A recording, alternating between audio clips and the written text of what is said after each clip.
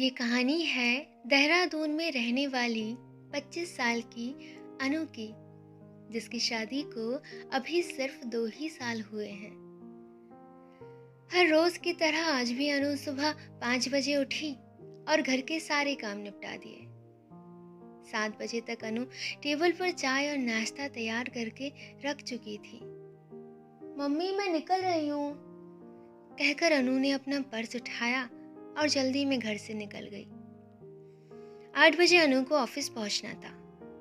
अनु का ऑफिस उसके घर से करीब 10 किलोमीटर दूर था, जहां वो टैक्सी से जाया करती थी। ये अनु का रोज का रूटीन था।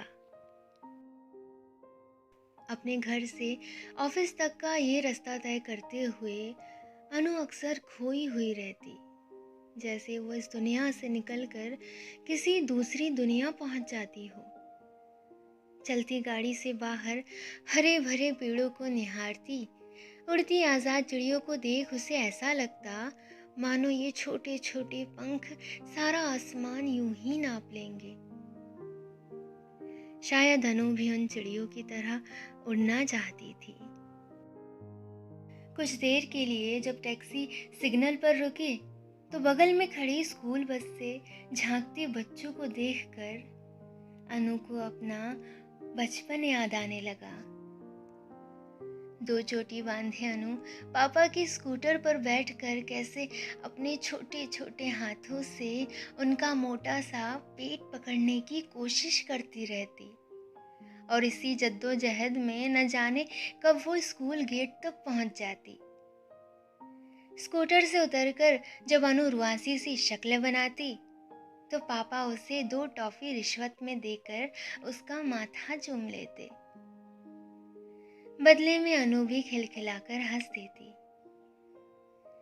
बचपन का ये ख्याल अनु के होठों पर एक मुस्कान और एक गहरी सांस देकर उसकी आंखों को नम कर गया था।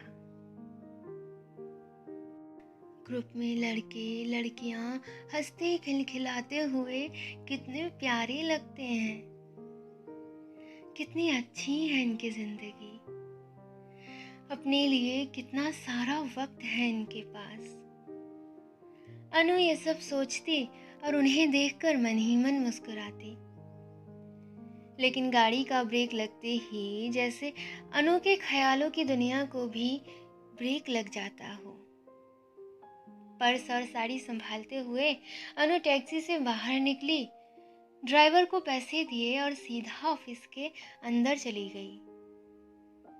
शाम को जब ऑफिस खत्म होता तो अनु आते हुए डिनर के लिए ताज़ी सब्जियां पास के बाजार से ही ले आती।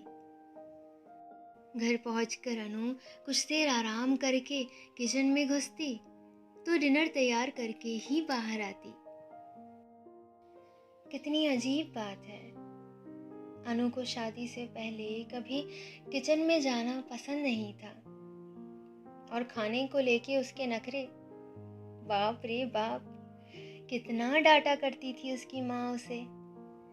वो उसे खाना बनाने को कहती तो अनु मुंह बना लेती। अनु की चिंता में माँ अक्सर उससे नाराज हो जाया करती। अनु हंस के माँ को गले लगाकर कहती, अरे मम्मा, सीख जाऊंगी ना, अब क्यों इतनी टेंशन लेते हो। अनु के इस बचपने को देख माँ भी हंस लिया करती थी। शायद अनु सच कहती थी, सब कुछ तो सीख गई है वो। अब तो अनु की रोटियां भी गोल बनती हैं, बिल्कुल वैसी जैसी माँ बनाया करती थी। हाँ, लेकिन रोटी सेकते हुए अनु का हाथ कई बार चला है, जिसके निशान उसकी उंगलियों पर साफ दिखाई पड़ते हैं। किसी ने सच ही कहा है, जब जिम्मेदारियां कंधों पर आती हैं तो इंसान अपने आप ही सब कुछ सीख जाता है। अनु की शादी के बाद जैसे कुछ बदल सा गया हो। अनु अब पहले जैसी नहीं रही। घर की जिम्मेदारियों ने उसे बहुत समझदार बना दिया था। अनु का बचपना जैसे खो सा गया था। जो अनु दवाइयों से दूर भागती थी, वही अनु अब डिनर के बाद पापा जी की दवाइयाँ उनकी मेज़ पर वक्त से पहुँचाया करती थी। मम्मी जी के साथ घर का बाकी काम निपटाकर जब अनु अपने कमरे में जाती, तो अपने पति यानी विनय को फ़ोन कर लेती।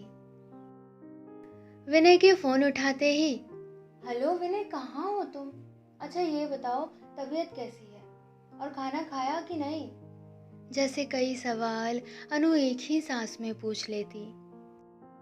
विनय हंसकर सारे जवाब दे देता, मानो उसे अनु के सवालों का ही इंतजार रहता हो। कुछ महीने पहले दिल्ली की एक बड़ी कंपनी से विनय को असिस्टेंट मैनेजर की पोस्ट के लिए ऑफर आया था।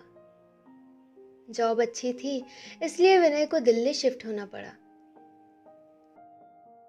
अनु का मन नहीं था विनय से दूर रहने का, लेकिन वो ये जानती है कि घर चलाने के लिए विनय का काम करना बहुत ज़रूरी है। विनय से कुछ देर बात करके अनु का मन भी बहल जाता।